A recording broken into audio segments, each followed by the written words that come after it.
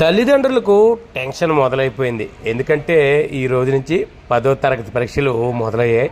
ఎంత బాగా చదివిన పిల్లవాడు తల్లిదండ్రులైనా, బాగా చదివిన పిల్లల తల్లిదండ్రులైనా తమ పిల్లలు పరీక్షలు ఎలా రాస్తారని చాలా బెంగగా ఉన్నారు. ప్రస్తుతం 10వ తరగతి సెంటర్ల వద్ద ఎటువంటి సందడి కనిపిస్తుందో మీకు చూపిస్తుంది మీ పిఎస్కే న్యూస్. ఇవి ఎస్కోట్లోని పలు పరీక్షా కేంద్రాలు చూడండి. పిల్లలైతే ఉత్సాహంగా ఆటోలు దిగుతూ పరీక్షా సెంటర్లకి వస్తున్నారు. వీరితో పాటు ఎక్కడ చూసినా 10 పరీక్షలు రాసేందుకు వచ్చిన విద్యార్థులు చూశారు కదా. ఇది ఎస్కోట దేవి ఆలయం. ఈ దేవి ఆలయంకి వెళ్ళి అమ్మవారి ముందు నిలబడి అమ్మ ఎగ్జామ్స్ బాగా రాసినట్టు చూడంటూ మొక్కుకుంటున్నారు. ఇలా పిల్లలు దేవుళ్ళను మొక్కుకొని పరీక్షా కేంద్రాలకు బయలుదేరారు. ఇకైతే ఇక్కడ మీరు చూస్తుంది అయితే ఎస్కోట్లోని ఒక పరీక్షా కేంద్రం, బాలికోన్నత పాఠశాల గర్ల్స్ హై స్కూల్ పరీక్షా కేంద్రం చూశారు కదా.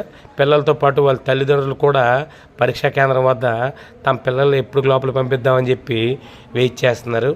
పిల్లలు బాగా పరీక్షలు రాయండి, ఎటువంటి టెన్షన్లు పెట్టుకోకండి, వచ్చిన ముందు రాయండి అంటూ ఇలా తమకు తోచిన సలహాలన్నీ తమ పిల్లలకైతే చెప్పేస్తున్నారు. తమ తల్లిదండ్రుల మాటలు కూడా పిల్లలు చాలా చక్కగా వింటూ రాద్దాంలే అంటున్నారు.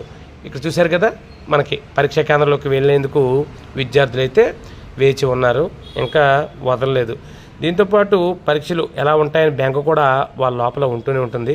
ఇప్పుడైతే పరీక్షా కేంద్రంలోకి విద్యార్థుల్ని విడిచిపెట్టారు.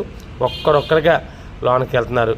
పిల్లలు చూశారు కదా, పరీక్షలు రాయడానికి వచ్చిన వారిని ఈ రకంగా ఇక్కడ పోలీసులు తనిఖీ చేస్తున్నారు. పోలీసుల సమక్షంలో పిల్లలు లోపలికి వెళ్తున్న పిల్లలు హాల్ టికెట్స్ చూడడంతో పాటు వాళ్ళని తనిఖీ చేస్తున్నారు.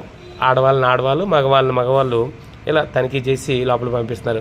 ఇక్కడ చూశారు కదా, ఒక ఎస్సీ గారు కూడా పిల్లలు ఏమైనా స్లిప్పులు తెచ్చారా ఏమిటి అంటూ చాలా క్షుణ్ణంగా పరిశీలన చేస్తూ వాళ్ళని తనిఖీ చేస్తున్నారు.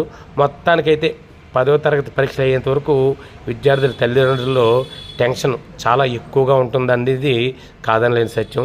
తమ పిల్లడు ప్రతి పరీక్ష ఎలా రాస్తాడా అంటూ వాళ్ళు వెళ్ళి వచ్చిన దగ్గర నుంచే కాకుండా వాళ్ళ ఫలితాలు వచ్చే వరకు కూడా నిజంగా తల్లిదండ్రులకు టెన్షనే. పరీక్షలు అయితే పిల్లలు రాస్తున్నారు, కానీ ఆ టెన్షన్ అనుభవించేదంతా వాళ్ళ తల్లిదండ్రులే. ఎందుకంటే ఏడాది పొడవునా తమ పిల్లలు ఎలా చదివారా, ఎలా రాస్తారో, వారి మార్కులు ఎలా వస్తాయని టెన్షన్లు పడుతూనే ఉంటారు.